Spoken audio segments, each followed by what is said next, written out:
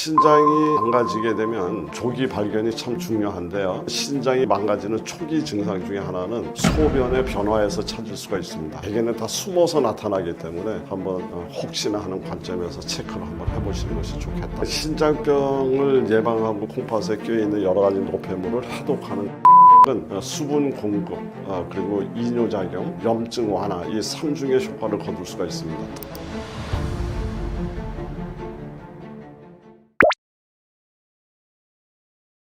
근데 신장은 우리 몸의 생화학 정제 공장이다. 이제 이렇게 이야기를 할 수가 있습니다. 신장 질환이라는 말 그대로 이제 신장 기능이 이제 손상되거나 저하된 상태를 이야기하는데요. 신장 질환은 이제 크게 두 가지 종류로 우리가 나눌 수가 있습니다. 하나는 급성 신손상이죠. 신장이 이제 급하게 망가진 건데요. 갑작스럽게 신장 기능이 이제 제 기능을 못하는 상태, 이거를 우리는 급성 신손상 상태라고 이야기를 하고요. 이거는 대부분이 이제 탈수, 그러니까 지나치게 우리 마라톤 같이라든가 지나치는 운동이라든가 지나치게 땀을 많이 흘리는 어떤 일들이 왔을 때 급성으로 찾아올 수가 있고요. 또는 이제 약물, 그래 진통소염제라든가 항생제를 드시고 난 후에 감기 같이 이렇게 감염성 질환, 그래서 이제 간혹 이 감염성 질환의 경우가 이제 급성으로 신장 손상의 원인이 되는 경우가 우리 주변에서 굉장히 많이 있을 수 있는데요. 우리 모기에 이제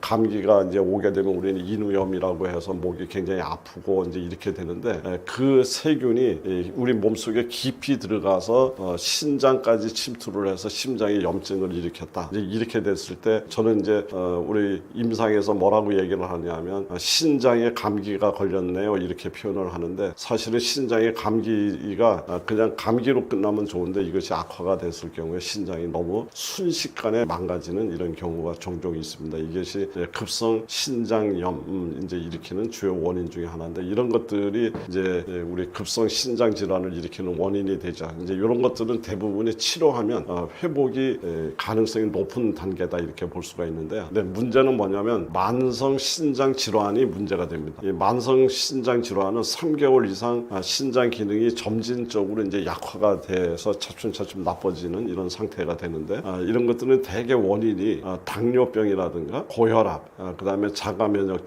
질환이죠. 그리고 우리 몸 안에 많이 생겨나는 만성 염증, 그 다음에 독소 축적, 이제 이런 것들이 원인이 돼서 이제 신장 기능이 점차 이렇게 떨어지는 것을 우리는 만성 신장 질환이라고 얘기하는데요. 이 만성 신질환이 오게 되면 결국은 이 말기 단계에 가서는 투석을 하지 않으면 우리가 생명을 유지할 수 없을 정도로 이제 이렇게 신장 기능이 완벽하게 무너지는 상태. 그래서 투석이나 신장 이식을 해야 이제 이렇게 회복될 수 있는 이런 상태를 우리는 만성 신장 질환, 만성 신부전 상태라고 얘기를 하는데, 지금 문제는 이 전 세계적으로 성인 10명 중에 1명이 바로 이런 만성 신장 질환을 갖고 있다라고 할 정도로 굉장히 급증하고 있습니다. 특히 우리 국내에서도 지금 매년 2배 이상으로 이제 이 만성 신부전 환자가 이렇게 늘어나고 있는 이런 안타까운 실정이고요. 그래서 만성 신부전을 우리는 조용한 살인자다, 이렇게 이야기를 합니다. 이 또한 여러 가지 서구화된 식생활이라든가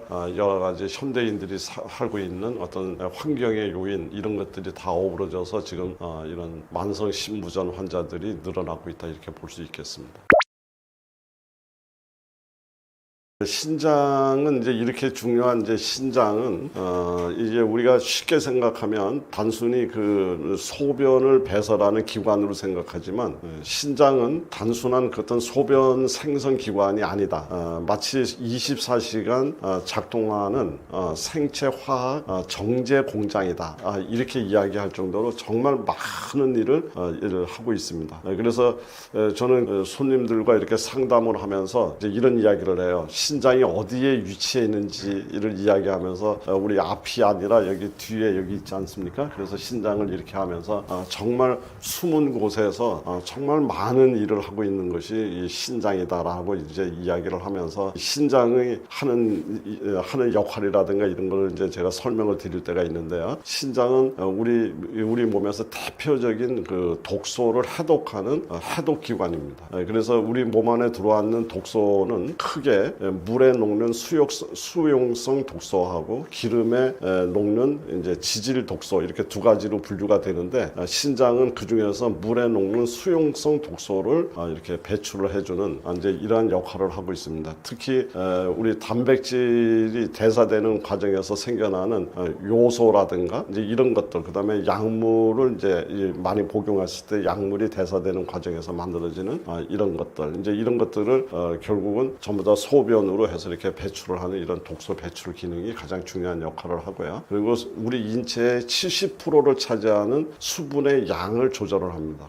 특히 나트륨과 칼륨을 조절을 함으로 인해서 우리 몸 안에 전해질 균형을 마쿠에서 조절해주는 아주 굉장히 중요한 역할을 합니다. 그런데 이것이 잘 안 되게 됐을 경우에 물이 탈수가 되거나 아니면 물이 너무 많아져서 몸에 부종이 생긴다든가 이제 이런 형태로 이제 연결이 될 수 있습니다. 그래서 체액과 전해질 균형을 조절한다. 그리고 신장이 또 하고 있는 중요한 역할 중에 하나가 혈압을 조절하는 거죠. 그래서 염분과 수분 조절을 이렇게 해가면서 혈압을 조절을 합니다. 그리고 신장에서 또 중요한 역할은 혈액, 적혈구 생성을 조절합니다. 그래서 신장을 떠나는 그 소변을 맨 마지막에 신장에서 체크를 해서 신장에 들어와 있는 이 산소의 포화도를 체크를 하고요. 그래서 그것이 만약에 부족하면 산소를 실어 나르는 적혈구가 부족하다고 보고 바로 혈액을 만드는 골수라는 기관에 전령을 내보내는데 이 전령의 이름이 에리스로포에친 EPO라고 하는 전령을 내보내서 혈액을 만들게 이렇게 만들고 있습니다. 그런데 신장이 안 좋게 되면 바로 이 기능을 바로 하지 못하기 때문에 빈혈이 생기거나 여러 가지 산소 부족 증상에 시달리게 되면서 몸 전체가 같이 이렇게 또 쇠약해지는 이런 상황을 만날 수 있다 이렇게 볼 수 있고요. 또 뼈 건강을 유지합니다. 그래서 우리 비타민 D를 활성화시켜서 그리고 칼슘과 인, 뼈를 만드는 데 있어서 매우 중요한 그런 미네랄인데 이런 것들을 조절을 하는 것을 신장에서 합니다. 물론 이 이외에도 신장에서 하는 일은 굉장히 많이 있습니다. 그러나 대표적인 이런 일들이 이런 한 5가지 정도를 요약할 수 있다 이렇게 볼 수 있겠습니다. 신장이 이제 망가지게 되면 좀 이렇게 많이 망가졌을 때까지 좀 이렇게 늦게 나타나는 경향이 있습니다. 그래서 조기 발견이 참 중요한데요. 그래서 항상 이렇게 이런 우리 몸에 찾아오는 신체적 변화를 이렇게 좀 의심을 한다고 그럴까 이렇게 한번 체크를 해보는 이런 이 건강 관리 방법이 굉장히 중요하다고 볼 수가 있는데, 우선 신장이 망가지는 초기 증상 중에 하나는 소변의 변화에서 찾을 수가 있습니다. 소변을 보는데 계속 거품 소변이 나온다든가 소변량이 줄어든다든가 또 소변을 보고 났는데도 개운하지 않고 또 잔뇨감이 남아서 또 소변을 또 보게 된다든가 밤에 소변 때문에 자주 깨면서 이렇게 깊은 잠을 잘 수 없을 정도로 잦은 야뇨증이 있다든가 이런 것들이 일단 신장이 약해지고 있는 하나의 중요한 증상 중에 하나고요. 또 이 수분 처리를 올바로 하지 못하면서 이제 부종이 나타나는데 양말 같은데 이렇게 보면은 이제 발이 이렇게 퉁퉁 부어서 양말 자국이 심하게 나고 그것이 쉽게 풀어지지 않는 양말을 벗고 이렇게 생활을 하는데도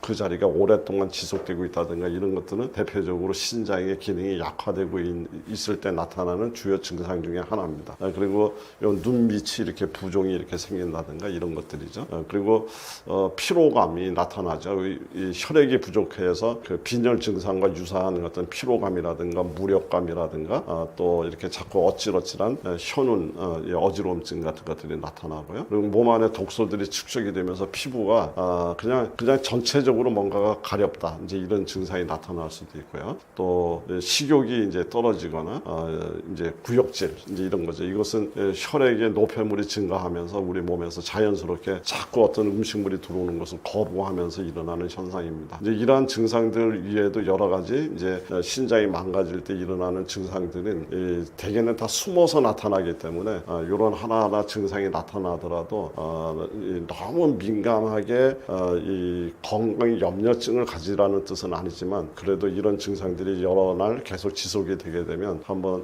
혹시나 하는 관점에서 체크를 한번 해보시는 것이 좋겠다 이렇게 이야기 드리겠습니다.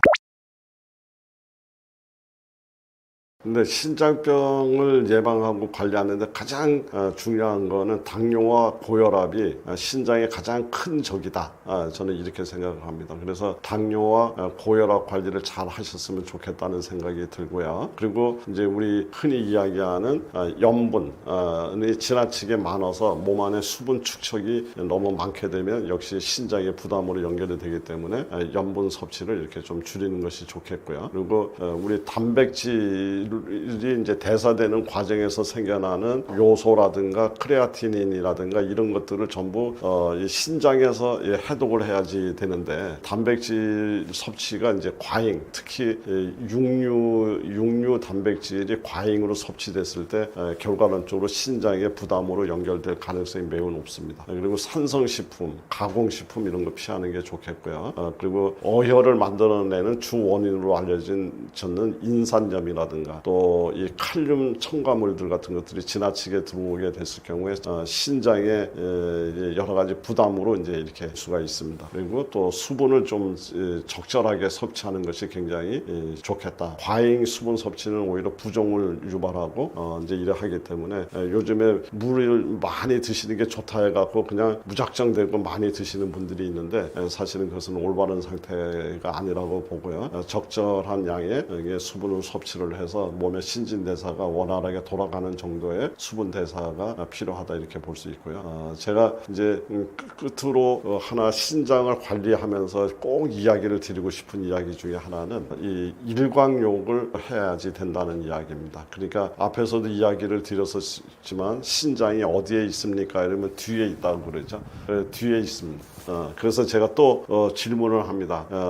우리 신장은 안방마님일까요? 뒷방마님일까요? 이렇게 얘기를 하면 뒷방마님입니다. 이렇게 얘기를 하죠. 그럼 뒷방마님이 제일 원하는 건 뭘까요? 이렇게 얘기를 하면 저는 뒷방마님이 제일 원하는 것은 햇살, 따뜻한 햇살이 들어오는 방이었으면 좋겠다는 이런 생각을 가질 거다. 그래서 신장이 약해지게 되면 몸에 추위가 많이 옵니다. 그래서 항상 따뜻한 물에 반신욕하고 조욕하고 몸을 따뜻하게 하는 거, 그리고 일광욕하는 거, 햇살을 만나는 것을 절대 피하지 않았으면 좋겠다. 이 얘기를 당부를 드리겠습니다.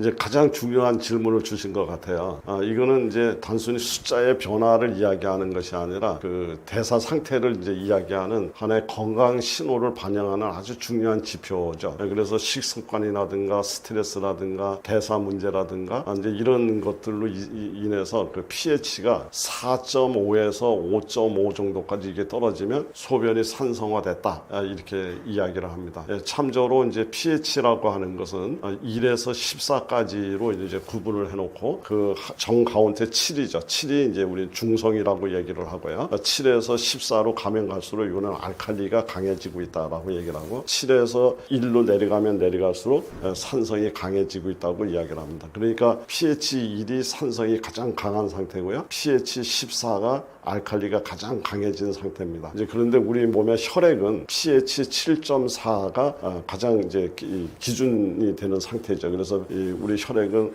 호메오스타시스 pH 7.4라고 하는 항상성을 지키려고 노력을 하고 있습니다. 7.4라고 얘기하면 0.4만큼 알칼리 쪽으로 살짝 기울어져 있는 상태다 이렇게 볼 수가 있는데 지금 우리 이 소변이 산성화가 됐다고 하는 것은 pH 4.5에서 5.5 그 이제 7에서 그만큼 지금 산성 쪽으로 기울어져 있는 겁니다. 이제 이렇게 돼 있으면 왜 이런 현상이 일어나냐면 우리 몸의 혈액의 입장에서는 pH 7.4를 지켜내야지 되는데 자꾸 혈액이 산성화가 되게 되면 어쩔 수 없이 그 산성 물질을 소변으로 버려야지 되는 이런 상황으로 갈 수밖에 없다. 그래서 자꾸 소변이 산성화된 어떤 소변이 나오고 있다는 말은 우리 몸 안에 산성화가 되고 있는 분위기가 계속 지속되고 있다는 겁니다. 이제 그래 되면 우리 몸 안에서는 두 가지를 선택을 합니다. 하나는 뼈에서 칼슘을 뽑아서 칼슘이 이제 알칼리성이니까 이것을 혈액에다 섞거나 아니면은 산성화되어 있는 혈액을 산성화를 막기 위해서 그 산성 물질을 전부 다 소변으로 이렇게 내보내는 이런 문제가 되죠. 그래서 산성화가 되게 되면 이제 문제가 어떤 문제가 되느냐면 우리 산성비를 맞게 되면 머리카락이 빠지고 피부염이 생기니까 우리 산성비를 맞지 마세요 이렇게 얘기를 하는 것처럼 우리 산성 소변이 자꾸 되게 되면 신장은 자꾸 이렇게 녹아내리고 망가질 수밖에 없는 환경으로 가고 있다. 이제 이렇게 이해를 하시면 이 산성화라고 하는 이야기가 어떤 것을 의미하는지를 우리 시청자분들도 쉽게 이해할 수 있지 않을까 이렇게 생각을 합니다. 이제 만성 신장병이 급증한다고도 이야기도 드렸고 많이 참 염려되는 상황인데요. 이거는 이제 이 당뇨병이 이제 대폭 증가되면서 결국은 이제 이 당뇨로 인해서 신장의 모세혈관이 이제 손상이 되는 그래서 만성 질환의 원인의 약 40에서 45%가 당뇨 때문에 생겨나는 걸로 돼 있고요. 또 혈압이 이제 높아지면서 신장의 미세혈관이라고 얘기하는 사구체가 이제 지속적으로 암정을 받으면서 이제 혈압이 안 떨어지는 이제 이런 상황이 오게 되면 결국은 신장이 무너지는 위험이 이제 커진다 이렇게 볼 수 있습니다. 이제 그 이외에 모든 병의 원인이 되고 있습니다만은 이제 가공식품이죠. 인스턴트 식품, 고단백, 저질 식단이죠. 이제 이런 것들은 우리 인산염이 많이 들어있으면 어혈을 만들고 혈관을 다 틀어막는다고 얘기했는데 그런 인산염, 나트륨, 인공 첨가물, 고단백 이런 섭취가 이제 증가되면서 결국은 신장의 전해질 균형과 질소 노폐물 처리에 이제 부담을 받게 되고 결국은 콩팥에 독소가 쌓이는 이런 상황이 오면서 신장이 망가지고 있다. 그리고 또 하나는 이제 약물 남용, 신장이 제일 싫어하는 것 중에 하나가 이제 약물이라고 이야기할 수가 있습니다. 우리 보통 약국에 있는 취급하고 있는 약들, 화학적으로 만든 이런 약들을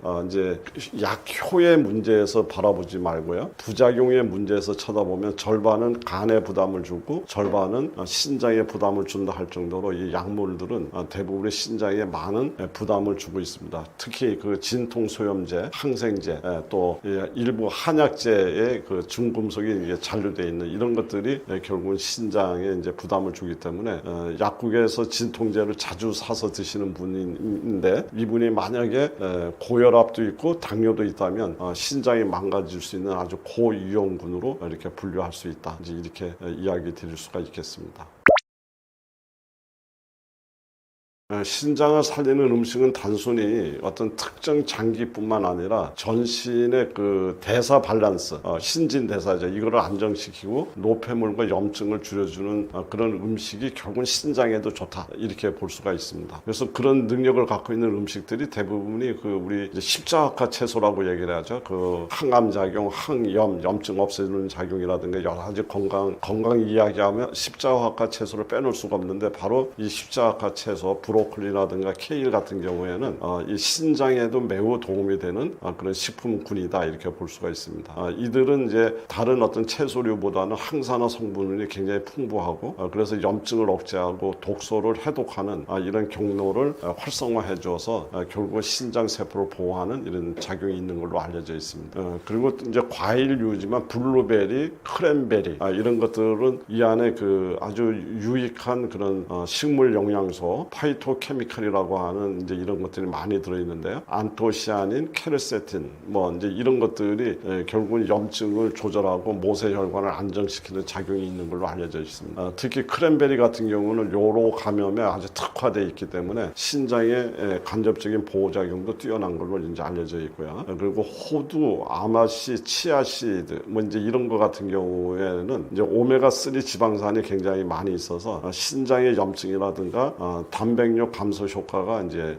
있는 걸로 알려져 있고요. 이제 이런 것들이 굉장히 도움이 되는 신장을 살리는데 도움이 되는 음식이라고 이제 생각이 되는데 저는 여기서 이제 추가로 추천드리고 싶은 것 중에 하나는 수박을 저는 굉장히 관심 있게 생각하고 있습니다. 그래서 수박에다가 해독 능력이라든가 여러 가지 혈액 정화 능력을 갖고 있는 마늘 이 두 개를 합쳐서 수박과 마늘을 이렇게 끓여서 주스만 뽑아내면 이제 저는 이걸 수박 마늘 마늘탕이라고 얘기를 하는데 여기에다가 제가 항상 강조하는 식초를 조금 섞어서 여름철 음료로 이렇게 쭉 사용하시면 아주 신장 해독에도 매우 뛰어나고 몸에 여러 가지 혈관 건강에도 도움이 될 거다 이렇게 생각을 하고요. 또 하나 추천드리고 싶은 거는 이 감자 우린물. 그래서 감자를 썰어서 물속에다 담궈 놔두고 하루 저녁 정도 지나면 감자 물이 우러나는데 그 물을 이렇게 따라서 거기에다가 우리 요즘 많은 건강을 지키려고 하는 레몬을 거기다 하나를 짜 놓아서 감자 우린물과 레몬 물을 섞었는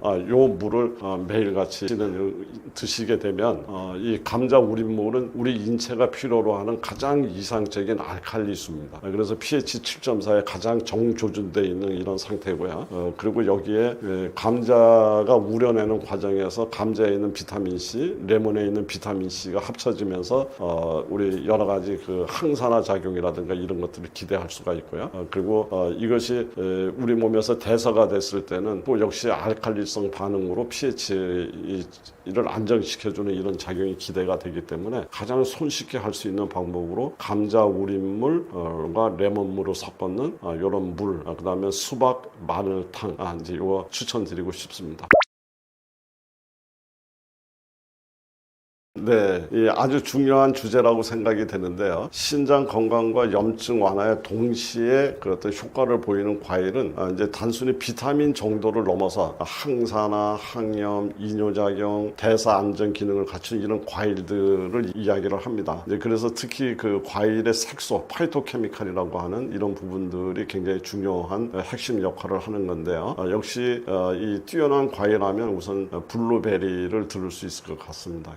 신장과 뇌혈관을 동시에 보호하는 슈퍼베리류다 이렇게 얘기를 이제 평가받을 정도로 블루베리가 굉장히 건강에 도움이 되는데 이제 그런 이유는 이 안에 이 안토시아닌이라든 시아닌, 그래 혈관 보호라든가 염증을 억제해주는 이제 이런 작용들이 사구체를 안정화시켜주는 걸로 알려져 있습니다. 그리고 또 이제 우리 포도에도 많이 들어있다고 알려진 이제 레스베라트롤이라든가 이제 이런 성분들, 이제 이런 것들이 이제 포도의 이제 이 껍질에 이렇게 많이 들어있기 때문에 이 포도도 저는 추천을 드리고요. 그리고 제가 앞에서도 신장과 관련된 이야기를 할 때 수박 마늘탕을 추천드렸듯이 저는 이 수박을 강력하게 이제 추천을 드립니다. 올 여름에 정말 수박 값이 저렴하게 이 시절에 올 여름 내내 수박을 좀 많이 드시어서 우리 콩팥을 건강하게 만들고 콩팥에 껴있는 여러 가지 노폐물을 해독하는 그런 계절로 올해 좀 뭐 경험해봤으면 좋겠다는 생각이 드는데요. 이 수박은 수분 공급 그리고 이뇨작용, 염증 완화 이 3중의 효과를 거둘 수가 있습니다. 특히 수박 껍질에 많이 함유되어 있다고 알려진 시트룰린이라는 성분은 혈관을 확장하고 신장의 혈류를 개선하는 데 매우 뛰어난 작용이 있는 걸로 알려져 있고요. 그리고 풍부한 수분을 갖고 있죠. 수박은. 그러면서도 칼륨이 많이 갖고 있기 때문에 이뇨 효과를 가져올 수 있습니다. 그래서 부종을 이제 완화하고 여러 가지 우리 몸의 혈류를 순환을 이렇게 잘 되게 만들 수 있는 이제 이런 건데, 단지 이미 신장에 질환이 생겨서 신부전 상태로 들어갔거나 이런 경우에 계신 분들은 칼륨의 문제이기 때문에 이건 별도의 상담이 필요한 부분이고요. 그렇지 않은 일반적인 분들은 신장을 건강하게 만들기 위해서 이 수박을 활용한 방법 저는 강력하게 추천드리고요. 또 이 사과가 좋습니다. 이 사과는 알칼리성 과일이죠. 그리고 가장 널리 사용되는 신장 보조 과일이다 이렇게 얘기를 할 수가 있는데, 그런 이유는 뭐냐면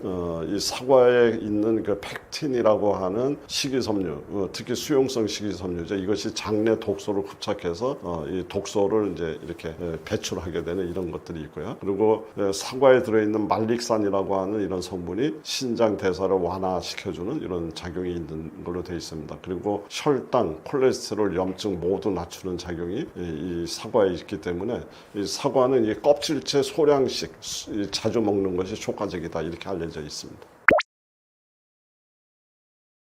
콩팥 신장 질환이 늘고 있는 이유는요, 당연한 거예요.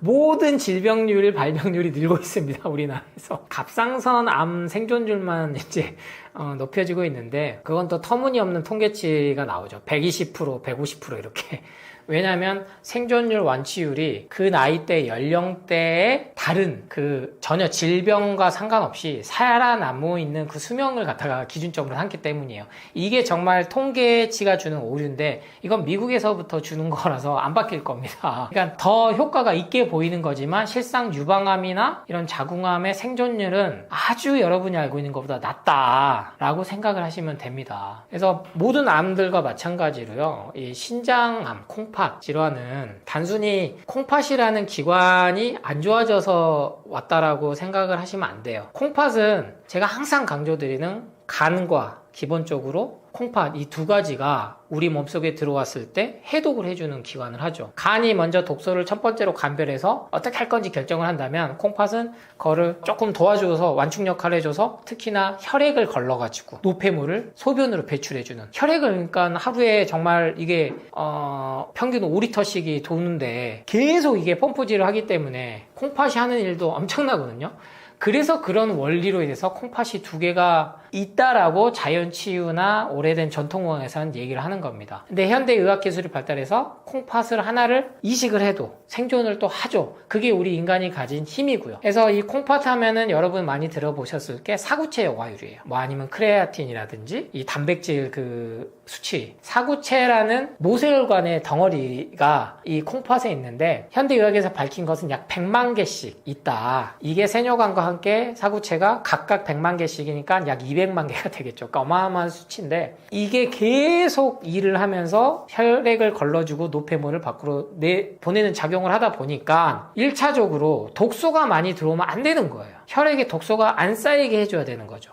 그러니까 직접적인 신장 기능이 콩팥 기능이 약화를 시키는 것은 유전적인 것보다는 후천적인 게 훨씬 크다라는 겁니다. 그래서 유전 질환은 정말 5%에 불과하고요. 콩팥은 나머지는 계속 쌓이고 쌓여서, 즉 이게 뭐예요? 고혈압과 당뇨죠. 혈관이 좁아지고 혈액이 탁해지고 그리고 콜레스테롤이나 이런 것들이 쌓이고 당 수치가 오르락내리락하고 이게 복합적으로 되다 보니까 결국엔 콩팥 질환 환자들이 많아져서 진단명으로 하면은 물혹이 있다. 이걸 뭐 다낭신이라고 하고 사구체 신염, 사구체라는 거에 대한 염증이 생겼다. 그 외에도 여러 가지 진단명들이 있습니다만 대표적인 게 그거죠. 그래서 병원에 가면 이걸 갖다가 진단을 바로 하기가 어렵습니다. 그래서 콩팥도 침묵의 살인자다라는 게 얘기를 합니다만 이번 강연에서는 그렇지 않다. 여러 가지 이미 여러분에게 신호를 주고 있기 때문에 충분히 콩팥도 회복할 수가 있다. 어떠한 건강 정보들을 많이 보시면 한 번 망가진 콩팥은 회복이 안 된다라고 겁을 주는데 그렇지 않다라는 거를 이번 강연에서 말씀드리도록 하겠습니다. 제가 앞서서 콩팥은 신호가 없다. 그래서 병원에서 이미 왔을 때 진단했을 때는 늦었다. 이미 10에서 20%는 망가지고 그 망가진 거 회복이 안 된다. 거기서 벗어나셔야 된다고 말씀을 드렸는데 먼저 현대의학에서 기준점을 5단계로 보통 나눕니다. 1단계, 2단계, 3단계, 4단계, 5단계. 보통 사구체 여과율 그 퍼센테이지와 크레아틴으로 하는데 이 크레아틴은 어렵게 생각하실 거 없어요. 근육에서 생성되는 단백질 하나의 물질인데 콩팥에서만 걸러냅니다. 그래서 그걸로 인해서 콩팥의 기능이 얼마나 남았는지를 아는 건데 신호가 대표적인 게 똑같아요. 근데 이게 어렵다는 거죠. 구분하기가. 두통, 어지러움, 뭐 눈이 잘 안 보인다든지 흐릿하게 보이든지 여러 개로 보인다든지 그리고 계속 졸린다든지 그리고 가장 콩팥 기능이 안 좋았을 때 오는 게 부종. 근데 이거 간도 똑같거든요. 제가 지금 얼굴이 다른 때보다 더 조금은 까맣게 보이실 거예요. 왜냐면은 햇볕을 많이 쐬고 왔거든요. 제가 몇 년에 걸쳐서 계속 지금 유럽 지역을 돌고 있는데 스페인, 이탈리아 이렇게 햇볕이 따뜻한 나라들. 근데 가면요, 정말로 그 선크림 바르는 분들 못 봐요. 정말로 선탠이 어떻게든 햇볕을 더 받으려고 하고 태닝을 다르려고 오일 정도 바르지 우리나라처럼 선크림을 많이 바르는 문화는 없다. 왜 뜬금없이 제가 이 얘기를 드리냐? 콩팥이 망가지게 하는 물질들이라는 거예요. 우리 여성분들 불편하시겠지만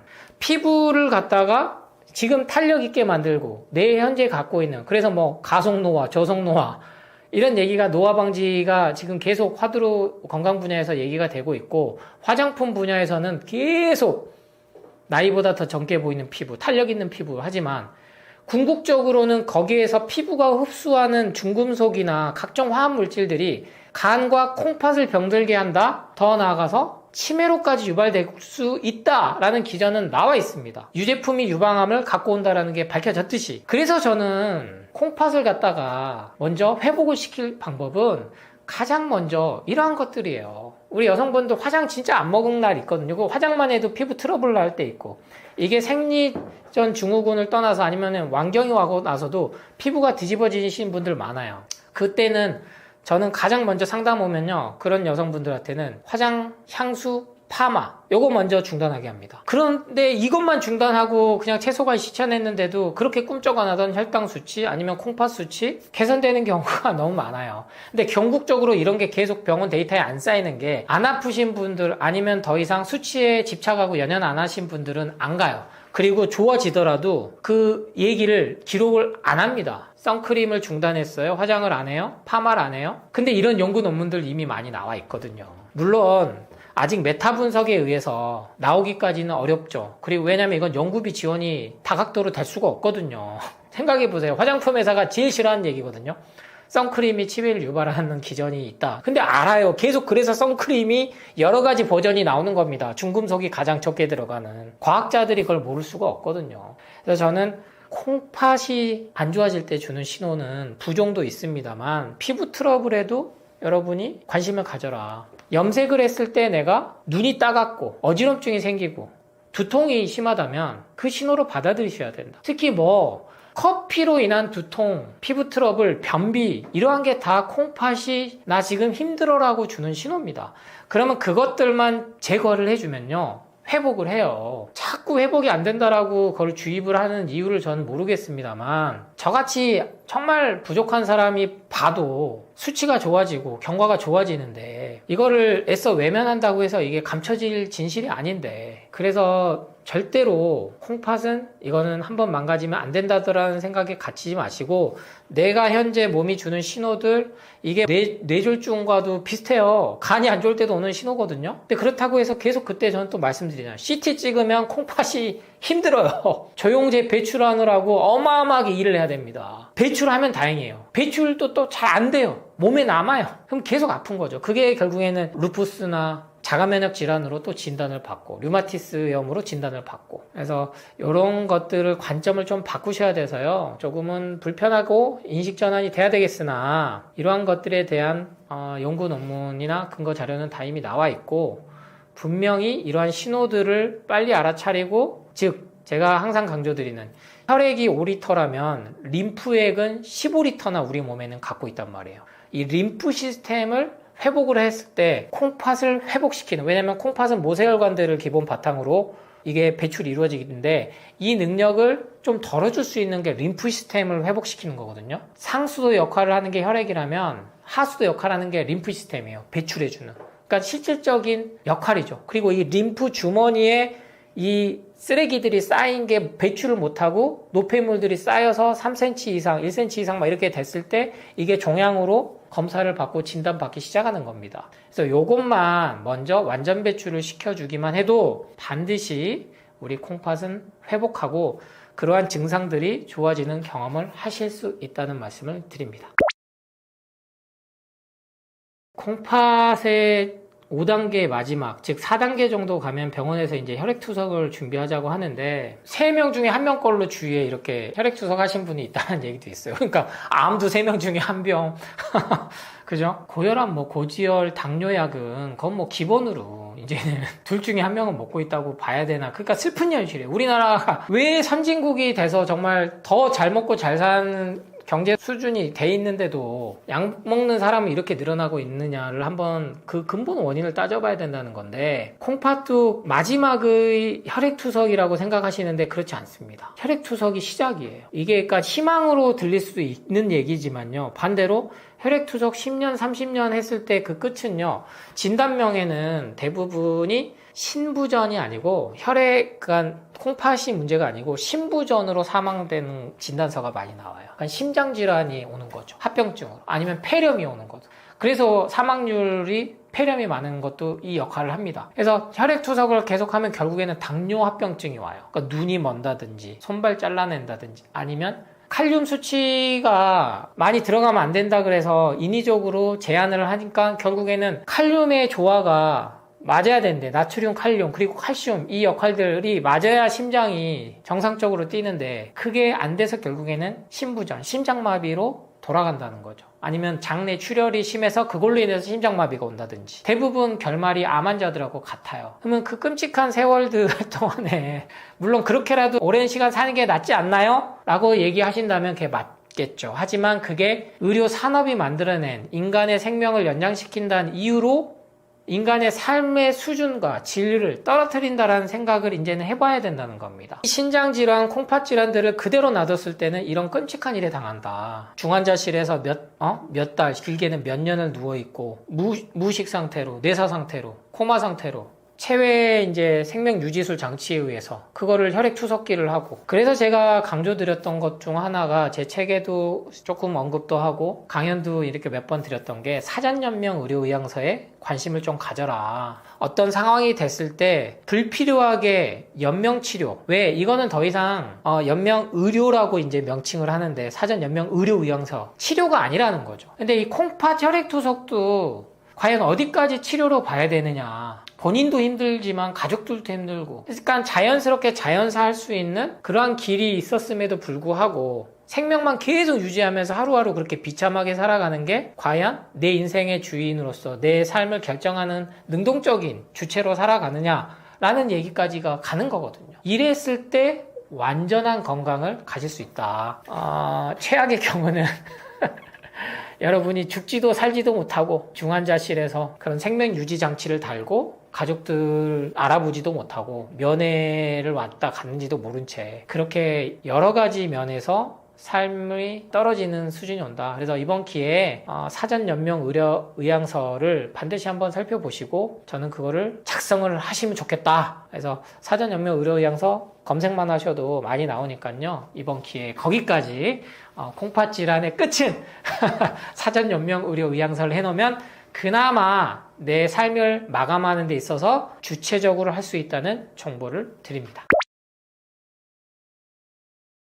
우리 망가진 콩팥을 살리기 위해서 꼭 먹어야 하는 것 하면 저는 당연히 채소 과일이겠죠. 그래서 이건 다 헷갈리신 정보예요. 물론 무조건 병원에서 먹지 말라고 하지 않습니다. 4단계에서 5단계 정도 환자들에 대해서 채소 과일을 제한을 시키는데 칼륨 수치 때문에 그러는데 그 부작용은 뭘로 이제 감당이 안 돼요. 근데 그 얘기대로면 많은 임상 경험들의 그 자주들도 보고 제 예방원 상담 환자들을 보면 4단계, 5단계 혈액투석 받다가 이건 못하겠다 싶어서 오신 분들이 채소과일식 착즙을 먹고 좋아지면 안 되잖아요. 그렇지 않아요. 녹즙을 먹고 위암 환자들이 좋아지듯이 콩팥이 다시 회복하면 안 되는 거거든요. 근데 다 좋아진다는 거예요. 그래서 제가 여러분께 자신있게 말씀드릴 수 있는 거고 책에서 계속 그거에 대해서 강조를 드리는 겁니다. 근데 제가 처음부터 녹즙을 먹어라 아니면은 케일 주스나 샐러리 주스를 먹어라 이렇게 말씀드리지 않는 이유는 단계별로 그게 다 상의를 하셔야 돼요. 전문가와. 병원에서 그걸 해주면 가장 좋죠. 그걸 해주시는 전문의들도 있습니다. 아니면 요새는 영양사가 병원에 있고 사회복지사까지 있어서 통합의학으로 이렇게 돌아가는 저는 그게 맞다고 봐요. 그래서 불필요한 치료는 돈들 아끼고 식생활 습관으로 훨씬 개선할 수 있는 방법이 있으면 알려줘야죠. 근데 그 돈이 안 되거든요. 실제로. 상담비도 안 줘요.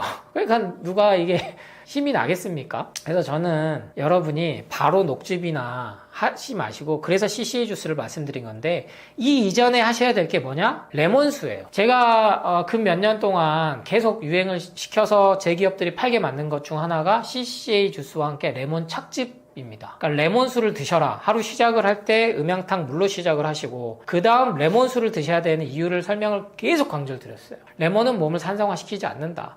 그리고 신장, 즉 콩팥은 석회화된 모세혈관들 때문에 이 기능이 일시적으로 떨어지게 수치가 나오는 거니까 이 석회화시키는 것, 뭐 50개는 원인도 석회화라고 하잖아요. 칼슘이 부족하면 이게 되려 석회가 생겨요. 그러니까 되게 좀 모순적인 게 되게 많아요. 병원에서는 칼슘 영양제를 먹지 말라고 하거든요. 그래서 근데 어떤 데서는 또 파는 단체에서는 영양제 중에 칼슘 꼭 먹으라고 하고 근데 이 석회화를 만드는 게 칼슘이 원인이지만 결국에는 칼슘 부족 때문에 생긴다라는 기전이 밝혀졌어요.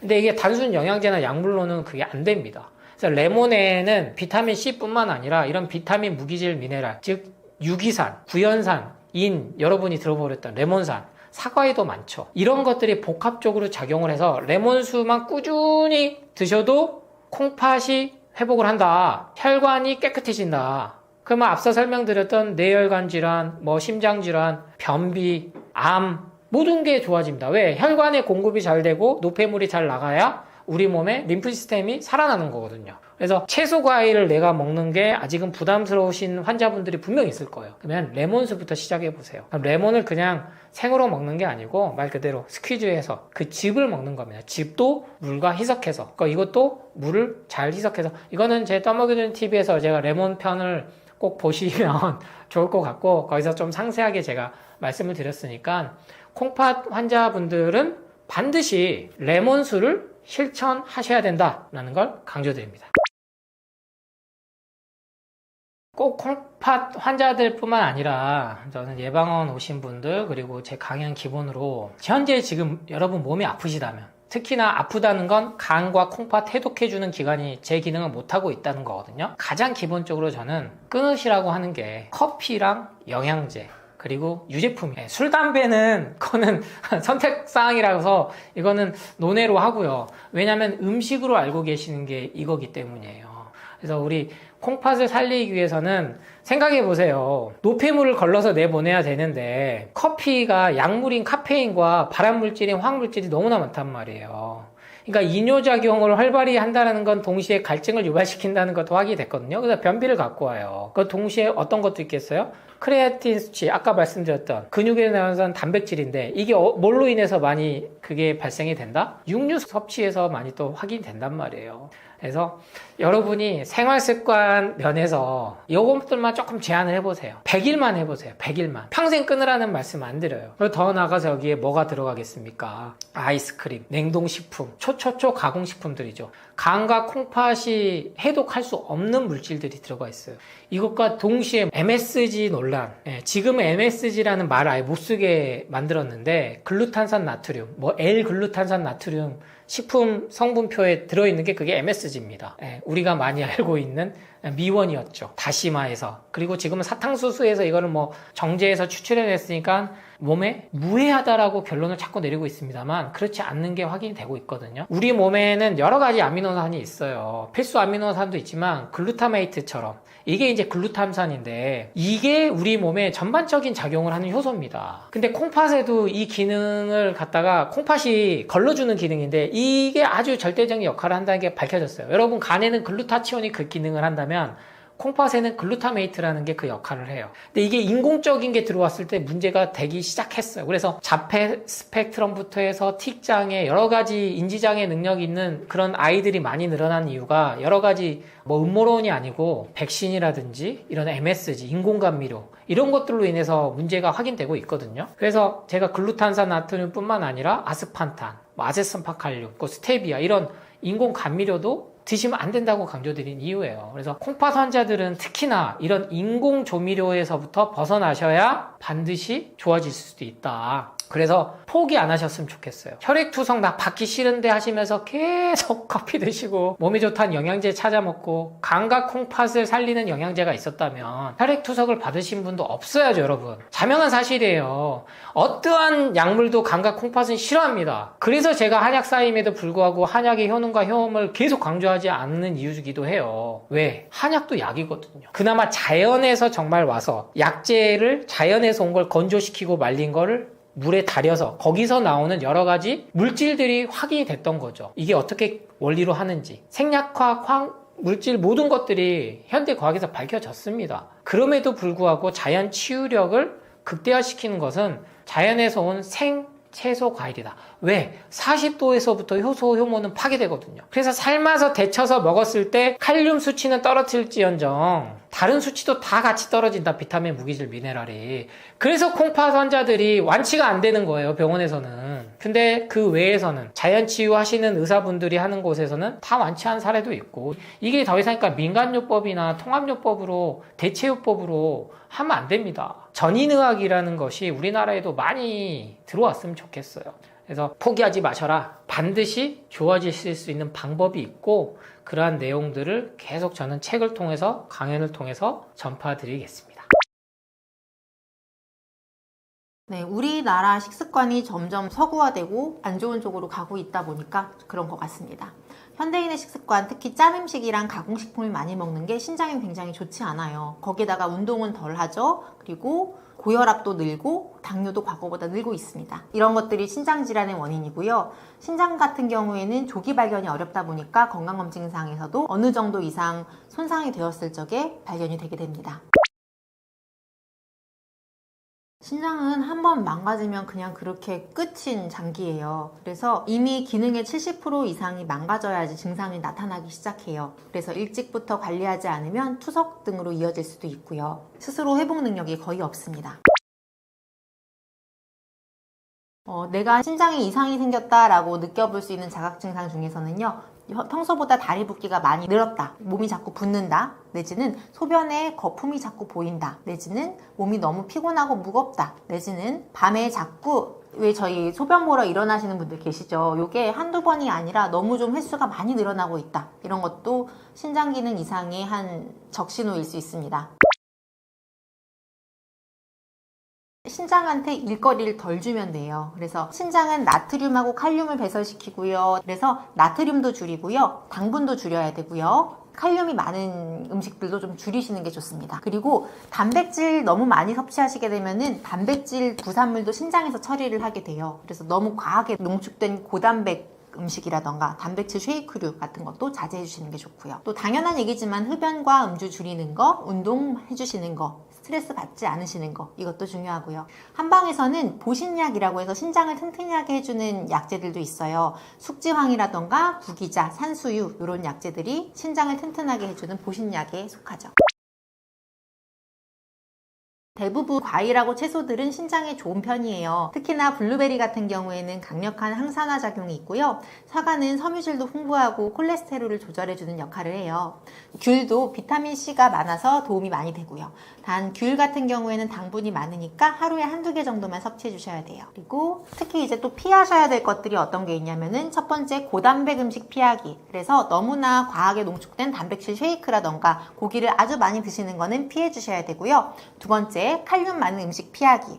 감자나 나트륨 같은 것들은 칼륨이 많아서 오히려 신장한테 일을 하는 역할을 하게 해줘요. 시금치도 칼륨이 많다고 해요. 그래서 이런 칼륨이 많은 음식들에서 칼륨을 제거해 줄 수 있는 방법들이 시금치처럼 데치고 삶거나 좀 뜨거운 물에 넣고 끓여주시면 칼륨이 많이 빠진다고 합니다. 그래서 이렇게 나물류로 많이 드셔주시는 게 좋고요. 또 세 번째로는 너무 정제된 당분, 가공식품 피해 주시기. 이렇게 세 가지 지켜주시면 도움이 많이 될 것 같습니다. 당뇨병 환자분들, 고혈압 환자분들, 아니면은 잦은 이뇨제를 드시는 분들, 과하게 다이어트 하시는 분들, 단백질을 많이 드시게 되시는 분들, 이런 분들이 신장질환에 취약하신 유형에 속하고요. 체질적으로 저희가 음허 내지는 신허에 속하시는 분들도 신장에 좀 약하신 분들이라고 생각합니다. 신장 질환이 있으신 분들은 신장을 최대한 쉬게 해주고 일을 덜 시켜야 돼요. 근데 짠 음식을 먹게 되면은 짜니까 몸에서는 체내 농도를 맞추려고 물을 더 마시게 돼요. 그러면 신장 입장에서는 배출시켜서 없애야 되고 걸러야 되는 나트륨의 양이 더 많아졌기 때문에 일을 많이 하게 돼서 짠 음식은 신장에 좋지 않게 되죠. 건강한 삶은 결국 일상 속에서 만들어지는 것 같아요. 저희가 아프고 나서 내가 지금부터 딱 다르게 살아보겠다 라기보다는 그냥 하루하루 나를 위해서 조금 더 좋은 거 먹어주고 나를 위해서 조금 쉬어주는 시간 가지고 요게 쌓이고 쌓이다 보면 하나하나가 건강한 습관으로 만들어져서 그 분의 건강한 삶을 살 수 있게 해주질 않나 합니다. 몸은 갑자기 막 한꺼번에 고장나는 경우가 없어요. 그냥 하루하루 내가 그동안 살아왔던 결과들이 누적되어서 나타나는 거고요. 항상 몸은 신호를 우리한테 보내고 있습니다. 우리 몸을 한 번씩 돌아봐주고 어떤 신호를 나에게 보내고 있는지 체크해봐 주세요. 저는 영등포에서 남편과 같이 부부 한의원을 운영하고 있고요. 푸른잎 한의원이라고 합니다. 다이어트 진료를 많이 보고 있어요. 그냥 단순히 체중 감량만 시켜드리는 게 아니라 다이어트 한약을 먹었음에도 내 몸 컨디션은 더 좋아지고 체질도 개선되고 요요도 방지할 수 있는 전반적으로 내 몸을 더 활력 있게 해드릴 수 있으면서 살을 빼드릴 수 있도록 최선을 다하고 있습니다. 다이어트 혼자 해보시다가 어려우실 적엔 제가 도와드리겠습니다.